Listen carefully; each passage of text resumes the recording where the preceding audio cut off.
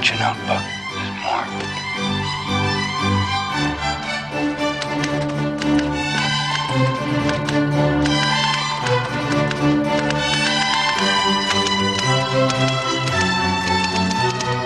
Welcome to CN Live, Season 6, Episode 9, Assessing the DNC. I'm Joe Lauria, the editor-in-chief of Consortium News. And I'm Elizabeth Voss. Over the last 4 days of the Democratic Party convention, the party and those attending continued to ignore Palestinian Americans and their protests. Inside the convention hall, Palestinian Americans were not allowed to give a speech, while the family of an Israeli hostage did. Outside the arena, attendees were seen physically covering their ears and mocking protesters who were broadcasting the names of Palestinian children killed in Gaza. The moment embodied Orwell in his novel 1984. Quote, "The party told you to reject the evidence of your eyes and ears. It was their final, most essential command." On Gaza, Biden argued in his speech that his administration is working for a ceasefire to end the war, ignoring the $20 billion and $3.5 billion arms deals for Israel just approved by his administration. It also ignored the fact that the party has declared itself beholden to Israel in its 2024 platform, which states that, quote, "The administration opposes any effort to unfairly single out and delegitimize Israel, including at the United Nations or through the boycott, divestment, and sanctions movement." Representative Alexandria Ocasio-Cortez and other speakers echoed similar nonsense about Biden and Harris working towards a ceasefire. She also used reproductive health care as a major talking point while ignoring the many decades in which Democrats failed to codify Roe v. Wade, which would have protected abortion rights for good. Biden made angry pronouncements like, "Ukraine is still free," never mind the hundreds of thousands of men thrown into the meat grinder of war. Michelle Obama argued that Democrats don't have to cheat their way into winning, despite the fact that Kamala Harris was selected as the nominee without winning a single vote to get there. We still don't have any policy from Harris's campaign, with less than 3 months until Election Day. Michelle Obama left out the 2016 party rigging against Bernie Sanders that left the Democrats open to defeat against Trump by unfairly nominating Hillary Clinton, events which triggered the DNC fraud lawsuit. Reports from the convention also described heavy security defending against pro-Palestinian protests.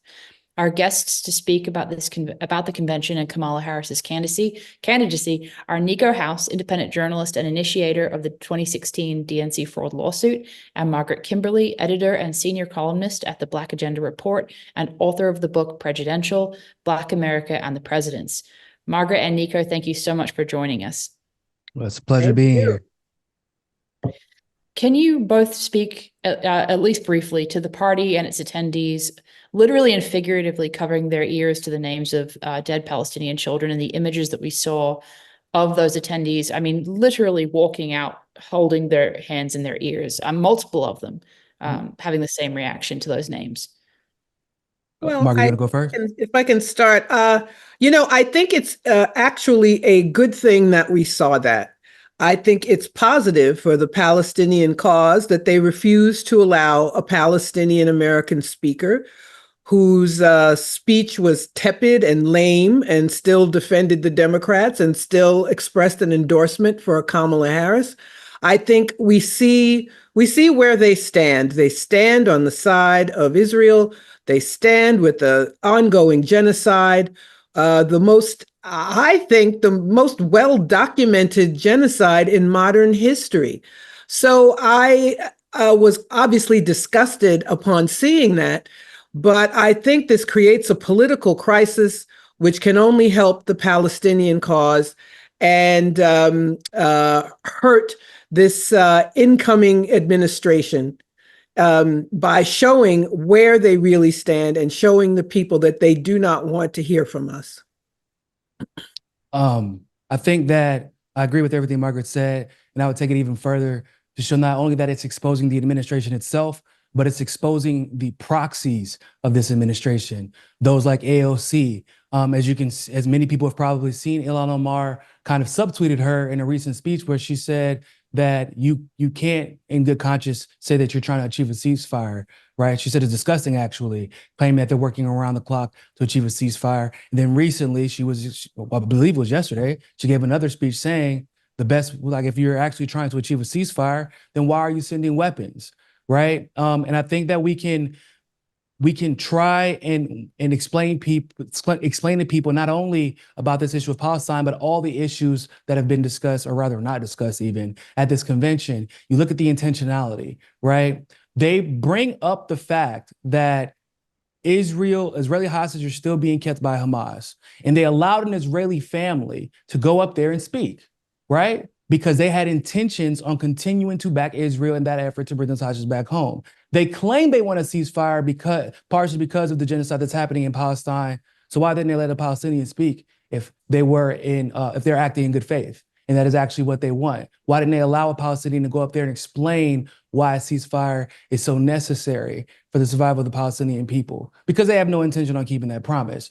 And so in a situation where genocide is literally on the line and they have zero intentions on even, on pretending that they're going to keep their word, which is really only their word about half of the time, because the other half of the time they're saying the opposite, but they're not even pretending to keep their word. They're not showing any effort.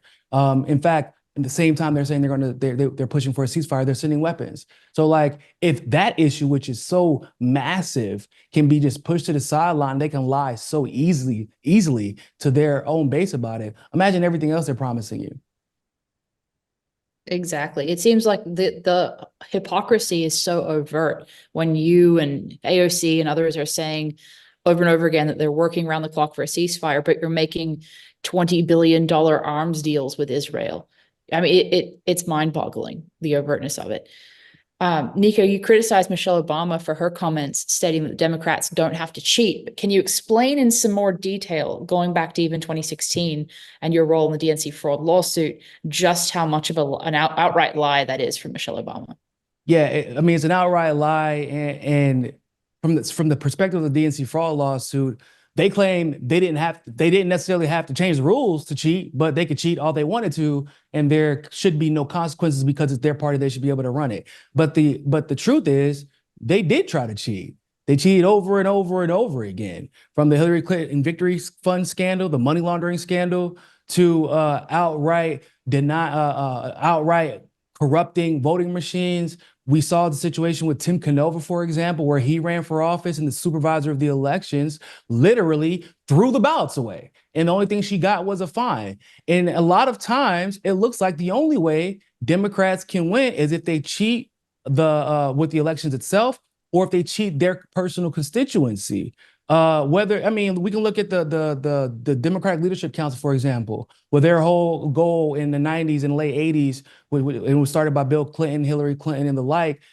It was, we're going to be more conservative than the conservatives because they got tired of getting their butts kicked by the Republicans, but we're going to pretend to be liberal. But in actuality, some of the most conservative policies of the 20th and 21st century got passed because of the Democrats. So you can go back to 1944 with Henry Wallace, where they, ironically, at a convention, stole the election in the middle of the night. And for the first time and the only time in history, we saw an incumbent vice president replaced by a lame duck who wasn't even really in contention to be vice president, who was Harry S. Truman. And we know what happened because of that. I mean, literally, you could probably track all the worst problems of the recent century back to that one decision. So it really looks as if Democrats can't consistently win without cheating or changing the rules.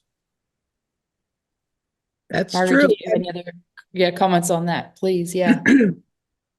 Yeah, it's not only we all know what they did in 2016. I want to remind people too, it's Hillary Clinton who amplified Trump because he was supposed to be the one the easiest to beat. Ha ha. So there was all kinds of cheating. Russiagate was cheating. They manufactured this entire narrative in order to make it easier to make war against another nation, in order to justify their policies, in order to explain away their loss, which they are entirely responsible for. And they cheat all the time just by lying to us about so many things. What representation do the people have in Congress?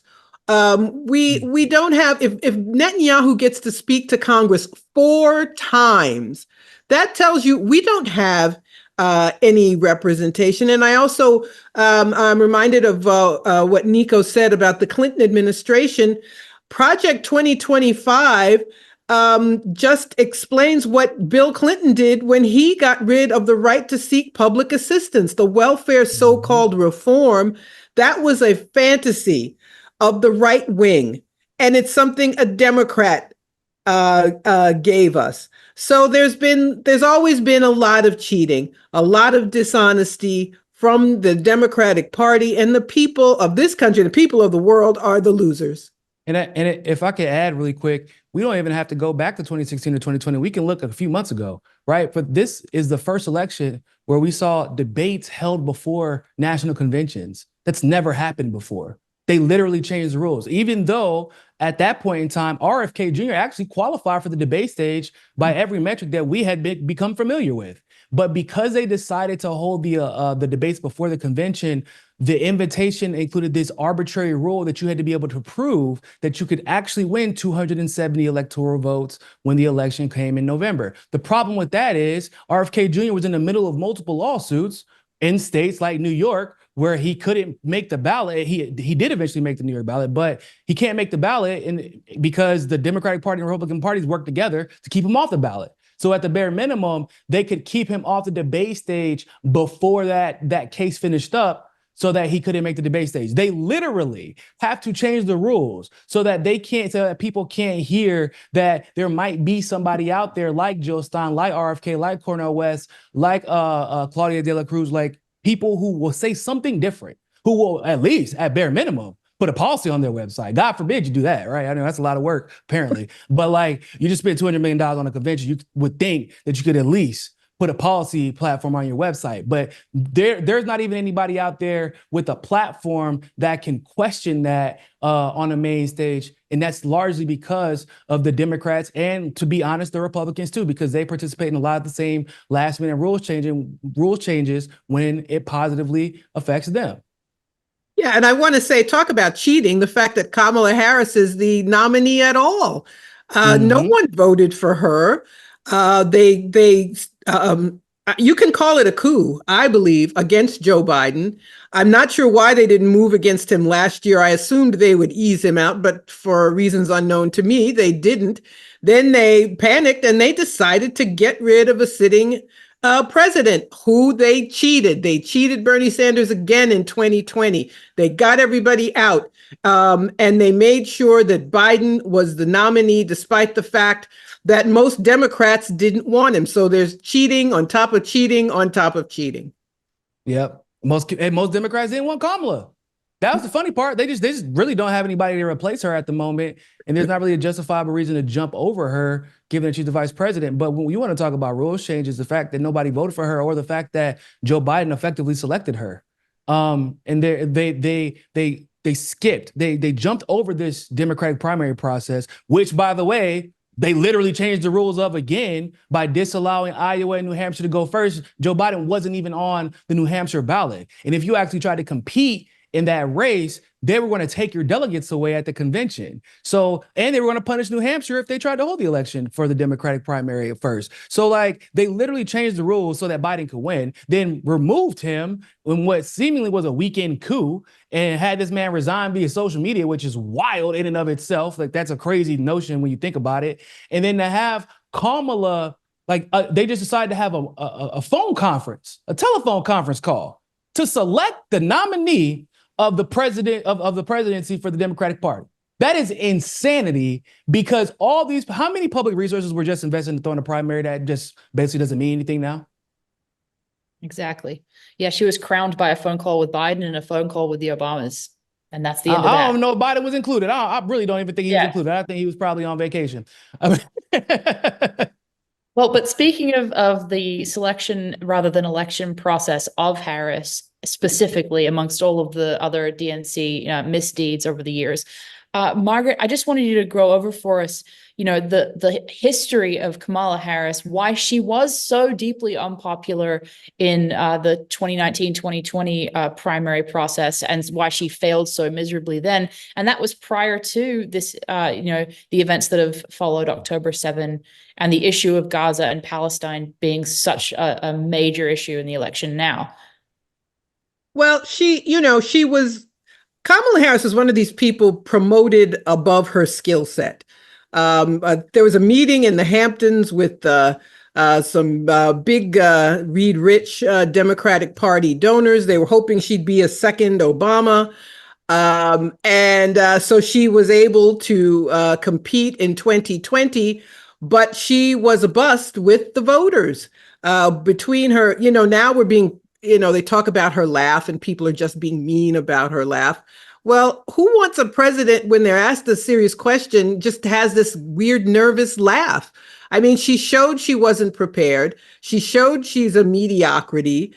And her record as a prosecutor, if you look at she turned this into a plus last night during her speech. I wanted to help people, so I became a prosecutor. Anyway, bragging about prosecuting people for minor crimes, parents of kids who were truants in school, as an example. Prosecutors, if you look at what they do, it's never popular. So people got to look at her up close. They got a chance to look at her record, and they said no. She pulled out before the California primary because it would have been a very embarrassing loss in her home state. So, but then, this weird turn of events when Biden chose her to be his running mate, resuscitated her career. And so here we are. I mean, it's a really stunning turn of events that this person who was not popular, but managed to be the running mate anyway, but was there at the time of this coup. Now she could be the president of the United States. I believe she has a good chance of winning. And so no one when people had a chance to vote for her to be president, they said no. It was a resounding no. But then they promote her, and this entire campaign, this image-making campaign where among her many embarrassing statements, she's a disaster if she doesn't have a teleprompter. The nervous laugh, the weird statements, one of which was about she was giving a speech and she told this story about her mother saying, "Don't act like you fell out of a coconut tree." It was very odd. And so she was a joke, but they have turned this into a campaign tagline. This moment, which shows you how incompetent she is, which shows you she's a lightweight, which shows you how shallow she is, but it shows you the power of propaganda, the power of image making. If you have the right people, the corporate media, rich people behind you, you can literally be remade. It's scary, actually, when you really think about it's because it's like when we're watching, and I don't like to use Robert Downey Jr. as an example because I actually like Robert Downey Jr., but they had to like revamp his entire career before he became Iron Man, before he became Tony Stark again. And now the way that people view him now as compared to the past is completely and totally different. But with Kamala, it's scary because we were like Margaret said, this decision was made in 2017. And even scarier, Kamala's sister, Mina, was actually working for Hillary. She's one of her top 3 advisors. So it was like, there was like this inside where she's going to be the next up. That was already decided in 2017. The people give her a resounding no. I mean, after that debate with Tulsi, like Margaret said, she didn't even make it to the California primary. She got exposed in a way that I don't think we've ever seen the #1 candidate. Maybe second to Bush. Jeb might be the only one we saw fall from grace like that in a few weeks. But Kamala was given all the money, all the Democratic billionaire donor support, all the power player support, and she fell from grace so hard and was falling from grace that you could basically perceive that as being the only reason that Joe Biden was forced to enter a race. Because if he didn't, it was Bernie's race and he was going to run off with it. It didn't really matter what they would do at that point. So Joe Biden enters the race late because of how bad Kamala's doing. And then they decide, Joe Biden's like, I'm going to pick a woman of color, which, by the way, I feel like is inherently like offensive, because not a single Black person wants you to pick us because we're Black. If we're qualified for the job, we just don't want you to discount us because of our race. We don't want more. And saying that you're going to select somebody only because of that denigrates and minimizes exactly what we bring to the table. The truth is, Kamala didn't bring anything to the table because she wasn't popular. She wasn't bringing donors. She wasn't bringing anything. And he's like, it would have been I could have seen justification in bringing on Stacey Abrams. I could see none in bringing on Kamala, except for the fact they made the decision in 2017. And what they were letting us know is that we don't care if you want her. We already paid for her. We're getting a return on our investment. And you fast forward, and remember, even back then, Joe Biden was already saying, I'm going to be a one-term president. So you fast forward in 2024, and like Margaret said, because of just how circumstances have turned out and the fact that Trump seems to be running against himself sometimes, saying that Kamala's going to do things like support universal health care, we might actually have Kamala as president based off a decision that was made in 2017 by a few billionaires in the Hamptons and having almost nothing to do with decisions that were made with voters. That is terrifying. But it shows you how effective a good PR campaign is in the US. Absolutely. And I agree with your point completely about Trump running against himself when it comes to Kamala. I mean, his lines against Hillary Clinton in 2016, like Crooked Hillary, at least hit an authentic nerve, because it was a true flaw of hers, clearly. But to call Kamala Harris, of all people, a communist or a Marxist, I mean, that's free advertising for the left. It's bizarre, and he's boxed into a corner because he can't go after her for her role as a prosecutor, which would be real and accurate, because he doesn't want to offend his base on the right, the pro-cop base. At the same time, he can't go after her for Gaza because he's the biggest Zionist in the room. So he's really trapped when it comes to attacking her. Yeah. The Democrats have gone so far to the right, they've given Trump nothing to oppose. So he just says silly things like he's better looking, or she's a communist, or I remember Nixon's price controls, which were serious price controls, but now that makes her little tepid, phony price control proposal makes one a communist, and exposes Trump's own flaws. I've always said about him, there's less to him than meets the eye. And he has this hold on. I might steal that one for me, Margaret. I might have to steal that one for you. Okay, so. That's fine. He has this hold on Republican voters. Actually, they're the ones who had the democratic process in choosing a nominee. But they chose this man who is so flawed in many ways, who won't even listen to other people, that he could have sewn it up. He gave this horrible, rambling, nonsensical speech. Every time he speaks, it's to his group of sycophants and no one else. So the Democrats have, for example, the border bill, which he told them not to pass. If he were smart, he would have told them to keep it. Then he could have said, the Democrats passed my bill. These were all my proposals. These were Republican proposals, but being Trump, he interceded and hurt himself. But the Democratic move to the right, I mean, it has this, evil genius quality. It does undercut Republicans, but it cheats the people who want Democrats to actually do the things that are important to them. I would make the argument it only undercuts some Republicans, right? Not the Mitch McConnells, not the Ted Cruz's. I did a show the other day where I was explaining, I'm like, if you look at for example, the 94 crime bill is a Republican's wet dream, and it couldn't get passed without a Democrat, right? The Patriot Act, Joe Biden bragged about participating in crafting the Patriot Act. He worked with Brett Kavanaugh to get that done.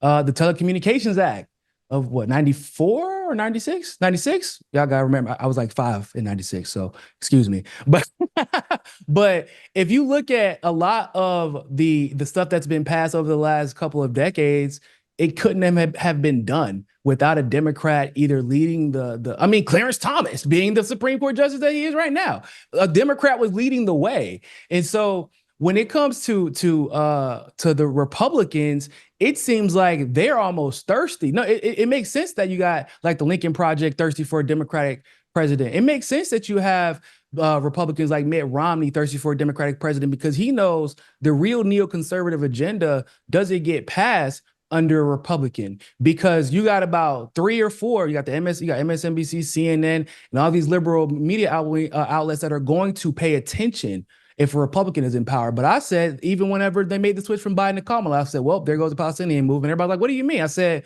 oh, they're not going to talk about that. They're not allowed to talk about it anymore. It was okay whenever senile, demented Biden, who everybody kind of didn't like anyway, it was okay to throw him under the bus because no one really believed he had a chance to win against Trump anyway. But now that we have Kamala, it's a fresh start for fresh jobs. Everybody, because it's not just about Kamala Harris herself. People have to remember these elections, these campaigns, and even that person wins, that is a job ecosystem. And there are people who will protect their job no matter what. Totally. And as I said, it was embarrassing to talk about Biden if you were a progressive or a Democrat. Nobody wanted to say, amongst this genocide happening, I'm going to still vote for that guy. I mean, it was just not talked about. But as soon as they brought on TYT got it right until they didn't. And the moment that Kamala went, they're like, oh man, she's going to change up. If she's going to be better, we're like, hold on. But she just literally said she's going to do the exact same thing as Biden's administration did. Why do y'all think she's going to? I don't know. I just got this hope. I just got this joy, this joy. Well, she can push her left.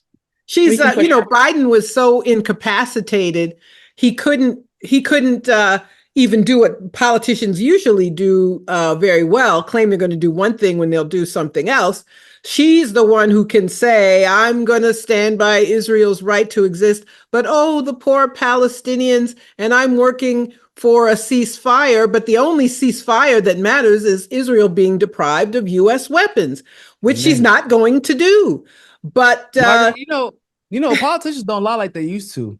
It's almost offensive. They don't lie like they used to. I miss the good old days when a politician they just knew like you weren't never gonna find out the truth anyway, or by the time you find out it's gonna be too late. But now we got politicians that'll tell you one lie on Tuesday, and on Tuesday night they done switched up everything they just said. Well, there's been a decline in the quality of U.S. politicians. I mean, the fact that Kamala Harris and Joe Biden and George W. Trump, it's like a race to the bottom. They're not as smart, and it's open. They're very open about the fact they're picking these mediocrities. And you're right too. They the clarity of where they stand. If you're paying just a little bit of attention, you can tell that you're being lied to. But there's also been a decline in the U.S. public and in critical thinking skills and in people being propagandized, especially, who is leading the censorship? It's the Democrats. Who are the, despite all their talk about fascism and whatnot, they are the ones taking the lead. So we're seeing this decline overall and how it plays out. And it's also, I think it's important to point out how much, even though Elon swears that he's anti-Democrat, calls him communist or whatever, calls him the caricature of communism, the movement for what is it to the non-committed movement, they got suspended yesterday after it was found out that they convinced Muslim women for Harrison Waltz to boycott the party and boycott the vote. Like Elon is literally doing the Democrats' work. So even whenever you have these fake Republicans who are basically just LARPing, right? They're just going. I feel like Elon puts on an act because his biggest competition actually right now, business-wise, is funny enough, Trump. So he has to stay in his good graces because Truth Social is just as popular, if not more popular, for conservatives than Twitter is. So he has to continue to LARP from that right-wing base, but he's still pushing the Democrats' message, and you'll still see people pretending as if they're not seeing it. It's bizarre. I'm like, so y'all, like, he's complaining about Democrats, but then he keeps doing all these things that Democrats want. It's just y'all just are refusing to acknowledge it. They keep thinking that he has a beef with Biden. I'm like, that's crazy, because he's still cashing the Pentagon checks from the Biden administration. I heard them checks are still cashing. They said he has a better chance of keeping the Pentagon contracts with the Trump administration. How? That I have not heard about one single hiccup with his contracts. If anything, he's increased the amount since, and even though he's been more vocal on Twitter about how much he dislikes the Biden administration, they're all working for the same damn team. And it's like the quality of the politicians, the quality of the billionaires, you could even make an argument. The quality of the propaganda has fallen. So you do have, I feel like, a little bit more radicalization than you've had in the past. And you don't need much of the population to be radicalized to get significant change. But now we are at a point, in my opinion, where independent media is more important than it's ever been, which is why they're expending so much energy trying to go after us. Because it's almost like there's a crack, and whoever can fill that crack is going to be, that's where the people are going to follow. So if independent media can fill it with the truth, then people will know and we'll go from there. But if they can get Kamala in, it almost feels like we're going to be doing a reset where we're going to have to start all the way over again. Not unlike what we saw right when Obama got elected, and had to tell people like, y'all have been played and this is how long it's been happening. It's like unplugging somebody from the Matrix again is what it feels like. Exactly. How do you speak to people? How do you speak to people who will respond to you saying, for example, I will not vote for genocide or anyone who's going to continue this genocide? And they say, but Trump, and they will not come out of that mentality. How do you respond to those people? Well, lately, I have taken to showing people pictures of Palestinian kids mutilated, headless, burned. And I just post a picture. I said, you're okay with that? Now, most of them don't respond. I'm not sure I'm making any headway, but I just tell them the truth. It's I point out some of the things we're talking about. There's no really big difference. I mean, everybody starts talking about Supreme Court. Who could have saved abortion rights? Democrats could have. They not only didn't codify Roe, they let Ruth Bader Ginsburg hang around. Obama didn't make a recess appointment. All of these catastrophes with the Supreme Court, the Democrats have been colluding with all along. Obama and John Kerry on the Judiciary Committee, they let all these conservatives into the federal judiciary. So it's all lies. Now, it's difficult with Trump. I think the problem people have with Trump, frankly, is his persona. Not so much that the policies are that different. It's just his persona, that he's this hateful, awful human being and doesn't try to hide it. But, Biden talked about being the first president who was on a picket line. They destroyed the rail workers' strike. They killed that strike. It was the Democrats who did it. And people, it can be hard because people don't want to hear this, but I say it anyway. And maybe it'll get through some of the time, but I think as individuals, we are obligated to tell people the truth. But if they're too far down that rabbit hole, perhaps they can't be saved. But I don't care. I'm going to say it anyway. Well, Margaret, it's not just Trump's persona. It's hers as well. I mean, let's face it, this is a giant personality contest on the level of an American high school class president. I cannot believe what I was watching in both conventions. So I can't believe anybody could believe a word any of these people say, and they're all mediocrities, every single one of them that stood up there. How anyone could even believe this. So it comes down to personalities. And of course, Trump's personality against Biden, at least Trump seems as his mind is still working. He looked alert, sharp, younger. Now, with this relatively younger woman, with full of energy, pure ambition, without an idea in her head about what she really wants to do. And the ambition, you could prove it when there was a piece in the Washington Post during that period where Biden was refusing to leave. I actually read that she was contacting people as possible VP candidates for her when Biden was definitely not going anywhere. She was already positioning herself to get this. It's only about the job for her. She has gotten so lucky. We have an expression in the Bronx where I grew up that she stepped in something and that she's just as lucky as can be, that she's where she is right now. And I think that because of her personality against his, she could certainly win this election. And, it also reminded me of a game show. I have to say, she seemed like a game show host when she said, I'm going to build 300 million new homes or whatever. And there's this shriek in the audience, like, you're going to win a new Chevrolet. It was a TV audience And Oprah was there as well. Didn't just not her thing, which is giving away a Literally. car. That's exactly. It's the most depressing thing. I'm as cynical as can be. I cannot take any of this seriously, except it's so goddamn serious when we're talking about Gaza and all these other issues. So, do I have a question on this? First of all, she proved she can go to war as well as any man. I can tell you that right now. What she said about Ukraine last night and what she says about Gaza. I'm so disgusted. But my question, you said it already. You already answered it, Mark. You think she could win this race if it's purely a personality contest? What do you think, Niko?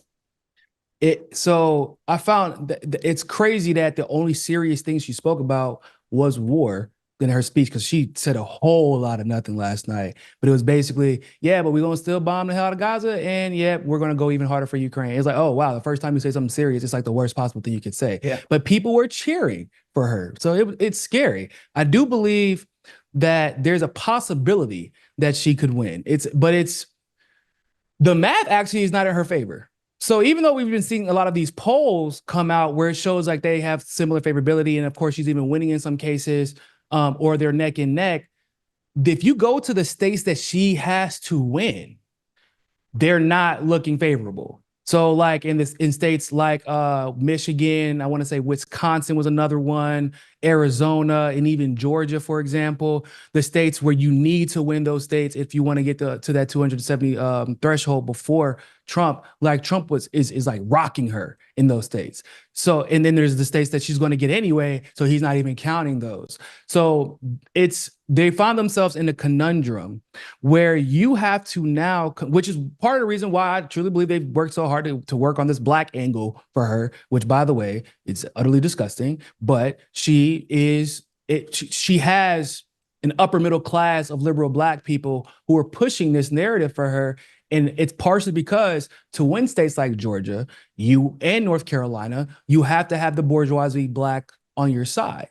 But I don't know if it's going to be enough. So even though she might be a little bit closer in swing states, the states that she needs to flip again, like they did for Joe Biden, I don't see her really winning those states at the moment, unless she can pull off some type of Barack Obama miracle. And like, let's be completely honest, she's not Barack Obama, not even close. And Trump just needs to get the hell offline. Trump has been reading too much of his own supporters' tweets in the way that he's been speaking.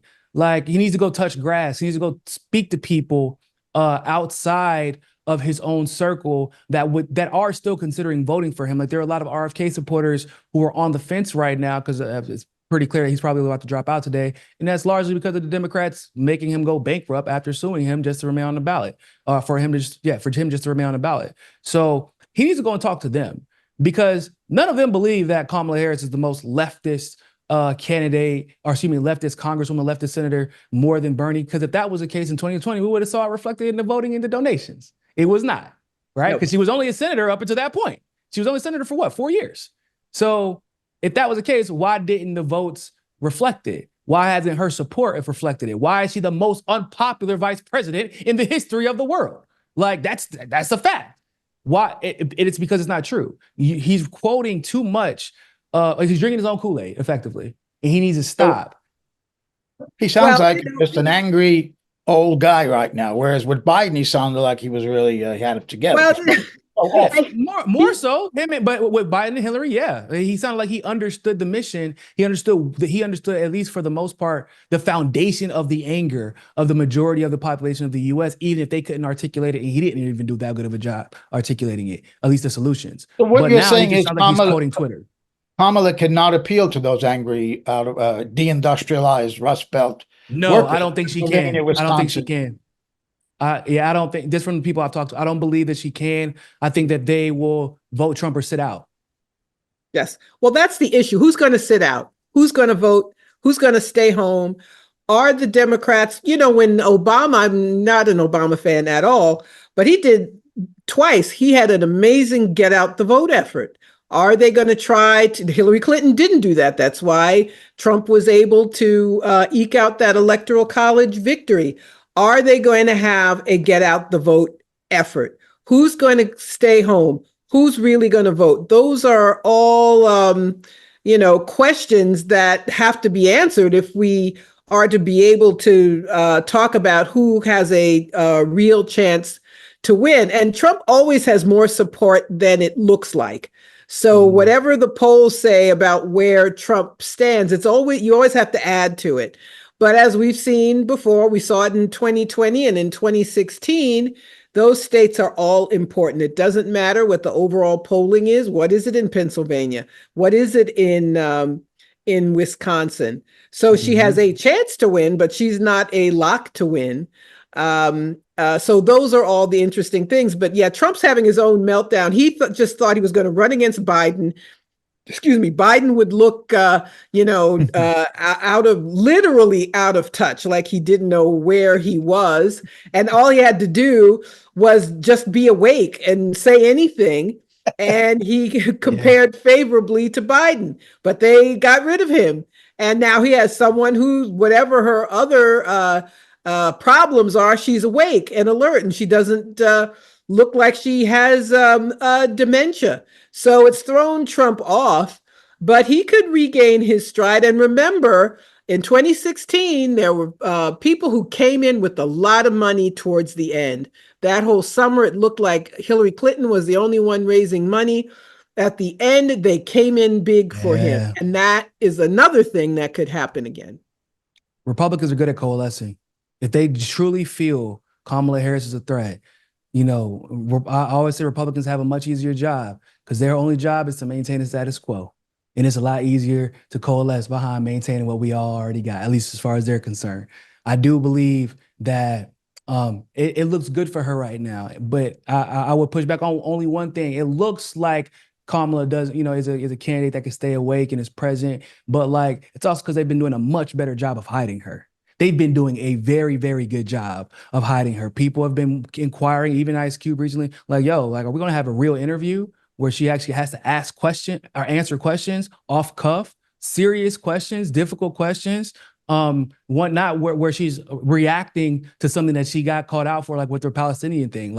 She's reacting to being called out and that having negative backlash. But whenever somebody asked her about healthcare, we still haven't really gotten a straight answer from her. Whenever she talks about reproductive rights, I don't know what the hell she's talking about because she doesn't have any control over that. And I still don't understand why they keep bringing this up. That should be the reason why you decide whether or not you're going to vote for Kamala. But when that debate happens, one of them or both of them are going to be exposed because like Margaret said, the Democrats have gone so right, it's hard for Trump to criticize them. So either they're going to have to be like, nah, we don't do open borders. We've actually given we've given ICE more money than you did, bruh. People are gonna be like, excuse me, I didn't know that was the case. Or Trump is gonna have to admit that that's the case and that he didn't give ICE as much as Kamala did. It's gonna be, for lack of a better phrase, it's gonna be a shit show. But it's gonna be whose hypocrisy gets exposed the most. And I believe that if they're going to be going off the cuff, which most debates generally are, Trump is going to probably shine through because Kamala is just awkward and doesn't know. She's a prosecutor. She's used to saying whatever she feels like saying, and you have to deal with it. And that's but that's not how Trump is a businessman. He doesn't mind going back and forth. And whenever people thought that Hillary was going to have a 99% chance of winning, that difference really was whenever they got on that debate stage together and Hillary started unraveling when she found somebody who had just as big of an ego as she did. And I think too that, as you were saying, Kamala's been hidden not only from interviews since she became the nominee, but she's been protected by Biden's long and slow descent into senility. She's been protected from the entire primary process and from the scrutiny of a normal election process at all. So it's now, 2.5 months until Election Day, and we're only now really reacting to her and allowing people to get an idea of who she is. So yeah, I think hidden is definitely the right phrase. And it's just a question of whether or not people will see enough of her to get an accurate idea of what she actually thinks, the mistakes she may make, whether or not she's allowed to speak at all. That's the real question, I think, as to whether she'll do well or not. But they'll hide her. That's what it seems like, right? I found it a little bit bizarre that she hadn't really come. I'm like, damn, let me think about an interview that she had before this convention. like to hype up the convention, giving like Even the New York Times, the Time magazine did a puff piece on her that she refused to participate in, and they still published it. Yeah, it's bizarre. bizarre. And then I listened to her speech, right? And I'm like, oh, this is why. Because it was variations of the same phrase everybody makes fun of, being unburdened by what has been. That is basically what she said for about 30, 45 minutes. And I did not know, once again, this is a $200 million convention, everybody. And they just raised $200 million for Kamala, which is crazy. So basically they just spent it all at a big ass coordination, a big party for Kamala. And nothing more, not a single thing more about Kamala now after the convention is concluded than you did before it started. Don't you think that's a bit of a problem? Maybe that has something to do with why they haven't interviewed her, because she has nothing more to add. The more she talks, the more she actually gets hurt. That's the problem. And they're figuring that out. And they're like, oof, damn, every time she opens her mouth, it's a problem. So what we're going to do is we're going to control every single interaction that we can control up to the debates. And we're going to hopefully let Trump keep tripping over himself, because, Trump likes to talk too much. Just keep it personality, not policy. But I think Bernie Sanders, I want to say something about his performance. He saw an opening there. He said some interesting things. First, he had a dig there, I think, at Hillary in the primary. He said billionaires have to stay out of the process, and that includes primary elections. I think he may have been referring to his own experience. But then he laid out this agenda of single-payer healthcare, nationalized health insurance, and a huge increase in the minimum wage. He said this is not a radical agenda. And then he says Kamala and her running mate are going to work to pass this agenda. I don't know that she agreed to that agenda. Has she? Margaret? He certainly did. He said that she's going to work on the pass this agenda. What is her agenda? That's the question. Well, I guess he was trying to pressure her, but the problem with Bernie is at the end of the day, whatever he says, he's a company guy, and he will support her, speak for her. And so I kind of appreciate what he said, but he's not going to fight for it. And so, that may have been a dig at Hillary and a dig at her, but he's not going to go against the Democratic Party, which he should have been doing that for years now. So no, she's not going to do any of those things. She hasn't said that. If he thinks he's pressuring her, he can forget it. These people aren't going to be pressured by Bernie making a statement at the convention. And he is correct. Everything he talked about, that's what people want. But we're always told you can't get it. Who's going to pay for that? The Republicans won't let us. The parliamentarians said no. Manchin and Sinema, or whoever the Manchin and Sinema in the next Senate will be, it's always something that keeps them from doing what people want them to do. What they want, Margaret. In fact, when he called for a ceasefire, that was one of the largest cheers. Even that audience of loyal Democrat delegates, they want the end of this war as well, which I found surprising. But they won't fight for it. They're still Democratic delegates. That's the problem. Most people, speaking of Gaza, there's a wide variety of opinion on U.S. foreign policy vis-a-vis Israel, but most Americans want the killing to stop. And we're being told that's the last thing we can expect is what you want. Yes, people want single payer. You're not getting that. Yes, people want the federal minimum wage to go up, but you're not getting that. Everything you say you want, they're told you can't get it. Michelle Obama said something about Goldilocks. It can't be like Goldilocks. Nothing will ever be just right. In other words, shut up. Because we're not giving you the things you really want. Oh, after they tell you we deserve it, by the way. After they constantly talk about how we deserve better, we have the ability to achieve, and we're the wealthiest country in the world. And okay, so can we have single payer healthcare? Whoa. Calm your britches there. Manage your expectations. It's crazy. Sorry, Joe, go ahead. No, I was just going to say during the 2020 debate, primary debate, Bernie laid out why in Denmark they have this, or in Norway, the whole of Europe has a national health. So why can't we have it? And Biden turned to him and put his chest out and said, because we're the United States of America. That was his answer for why we in the United States cannot have what almost all in that. What does that mean?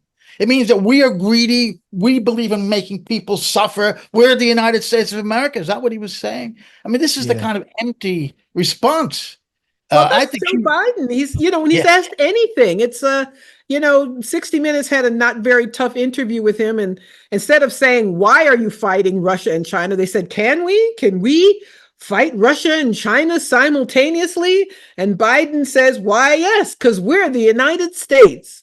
And so that is where we are. Where we go from mediocrity to mediocrity. Biden was always a tough on crime guy. He was always one of the more conservative Democrats, which is why Obama chose him, because Obama was allegedly a progressive. They had to balance the ticket with someone who was openly on the right wing of the party for decades. And it's crazy because he says we can't have healthcare like Denmark or Norway or whatever because we're the U.S. We're also spending more on healthcare than all of them for some reason. And I don't even understand how that works, how we spend so much more on healthcare as a government, but everybody still has healthcare premiums and deductibles and, prescription drugs are crazy. I mean, I live in Brazil and it's some of the best healthcare I've ever seen. And it's free. And they actually managed to have a system where you can have some parts of that healthcare be private if you choose. And you still don't have huge wait times. You still have doctors. You still have, like, when my child was born, it was free. We didn't pay for anything, which is crazy. Now you just assume you're going to debt the moment you decide to have a baby in the US. There is no legitimate reason as to why we cannot have these things. And that's what's crazy to me, is that there is no reason other than the fact that if you have these, what they would refer to as luxuries, but what most of us refer to as rights, you have these rights, then you actually will have some cushion to pursue certain dreams, pursue college, pursue careers, have freedom to educate yourself in a way that about things that you may not have educated yourself about before, and you might succeed. And with that success, you become competition. And then you start having certain expectations. And then the ball, everything rolls downhill from there, and the elites don't have the same position, because that's effectively what people in those other nations do, is they use the opportunity to not have to worry about paying for healthcare. They invest that money in other ways. They travel abroad. They expand their horizons, and that's what could happen in the US. But if you allow US citizens to do that with all the privilege that we already have, then that becomes a problem for the elites. And so we have the money to do all of that. And they're just saying, yeah, but no.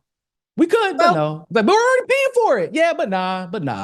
But austerity is their ideology.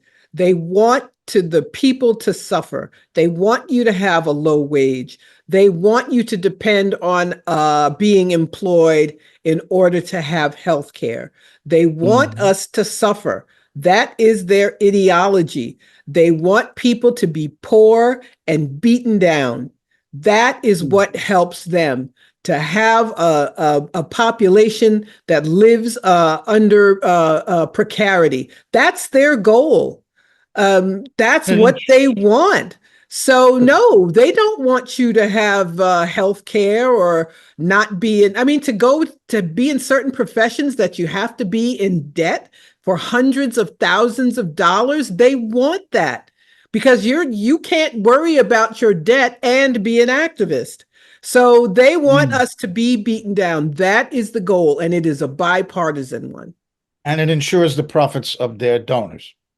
Let's face it. That's really who they're answering. But with minimum wage is weird, because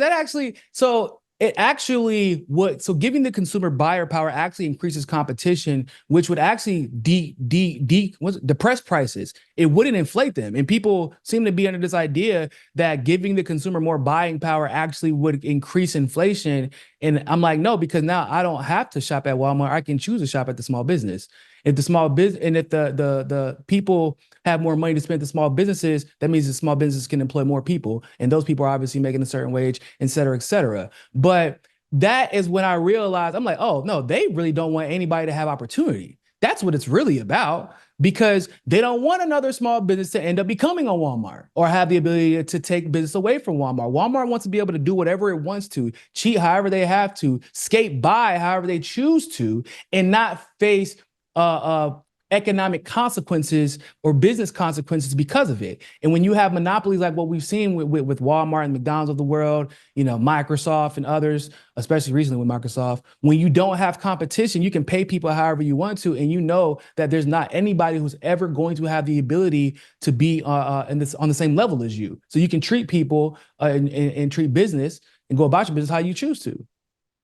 It's also called the economic draft for a reason, because if you're facing potential medical debt, if you're facing student debt, what is your way out? Your way out is the military. And so that feeds the military industrial complex without having them to openly conscript people. But I wanted to bring the discussion back a little bit to the Kamala Harris campaign and that branding that Margaret mentioned earlier, that buzzword joy. And what that does to the body politic and the public consciousness psychologically, to have that be the branding for your candidate when she's not only when she's of the party that is currently enabling and facilitating Israel's genocide against Palestinians in Gaza, but also when she's the second in command in the current administration, with an effectively senile president who was so unable to operate that he had to drop out of the race. So what is that doing to us to have that kind of double reality going at the same time? It's like being drugged.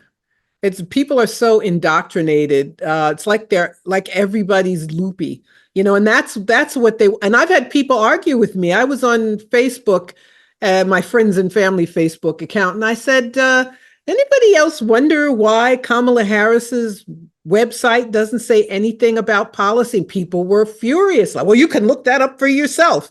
Why? What are you complaining about? Immediately defending this person who wants to be the president and yet is hiding from them and won't be, won't be honest. So we have a population, and it's worked. It's very sad. There are people who will argue, liberals love to say Republicans, voters, they vote against their own self-interest. That's Democrats too. People don't want to know. It's worked that the New York Times can be so openly. I remember when they would actually occasionally oppose a president, even a Democratic president. Now they just cover up. And so you have corporate media covering up, but Trump. Then you have that nothing else matters except keeping this man out because he has, bad makeup and an orange face and, talks about grabbing women by their lady bits. That's all. So it's worked on the people.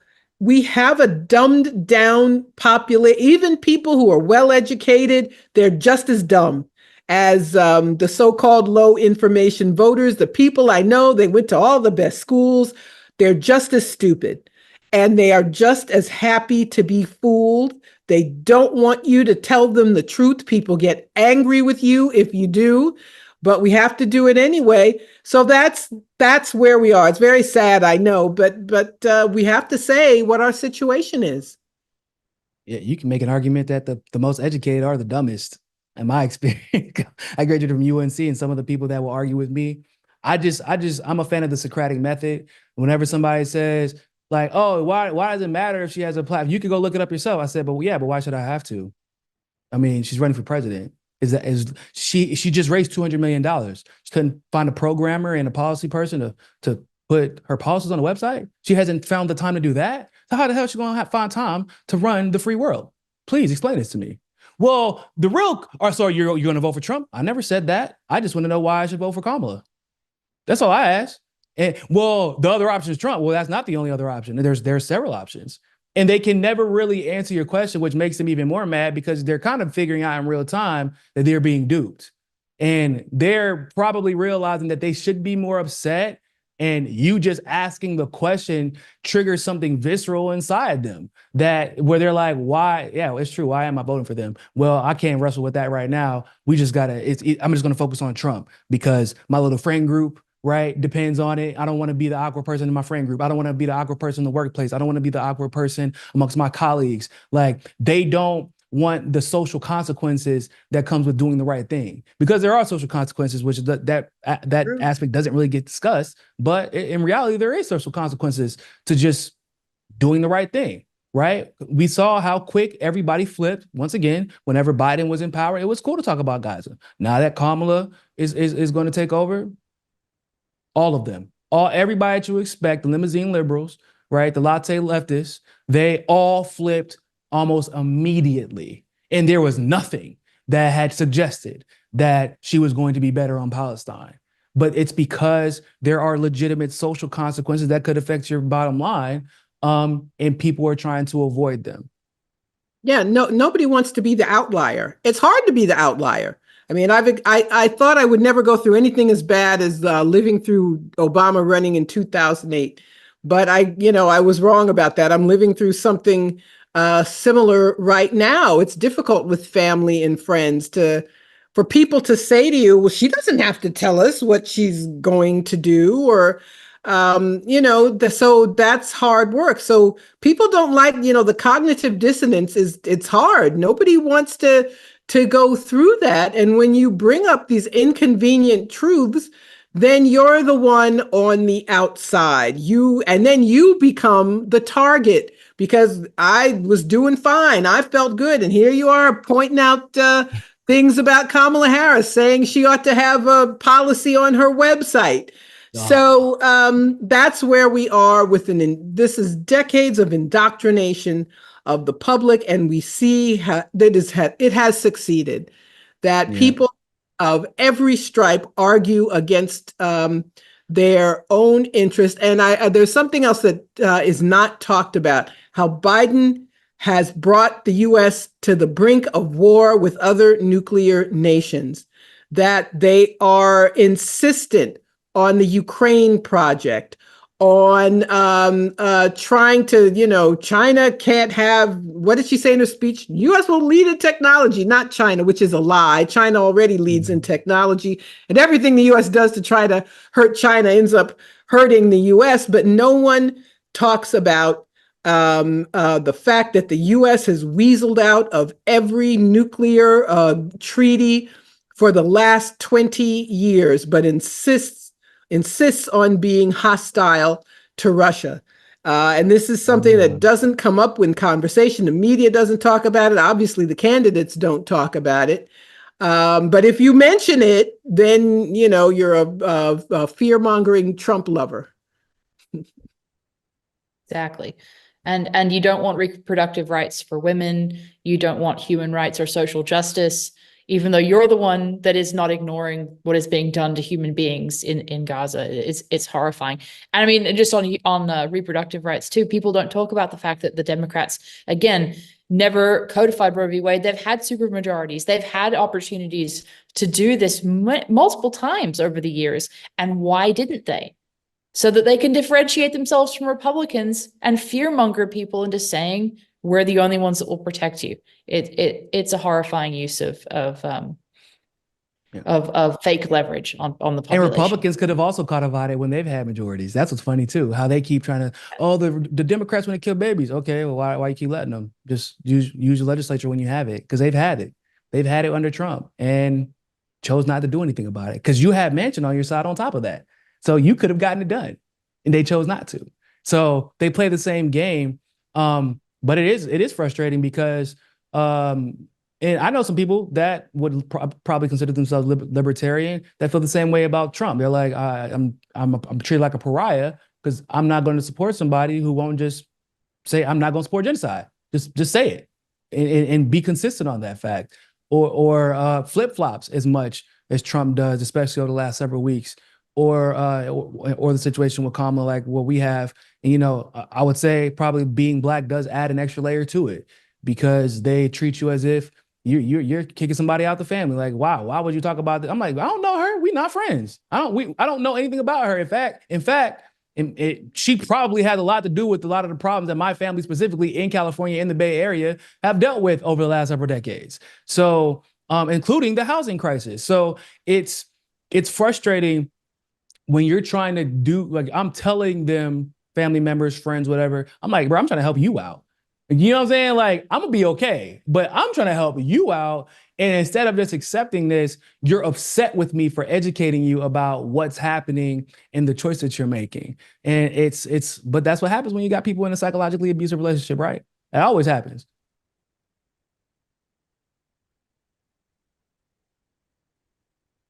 Well, is there anything we haven't talked about that you guys want to add before we sign off for the evening? Well, thanks so much for having me. It's good to be back with you all. But I just want to I want to reiterate something I just said. This level of indoctrination, where people who would have a few years ago, we Richard Medhurst, and I know it's the UK, but it's what's happening here too.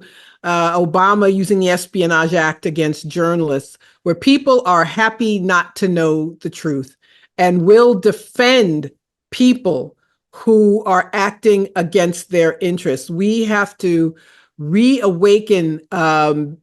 We have to reawaken that idea that you're supposed to speak up, that you're supposed to question. I mean, it's heavy lifting, but people are, don't like being told that they were wrong.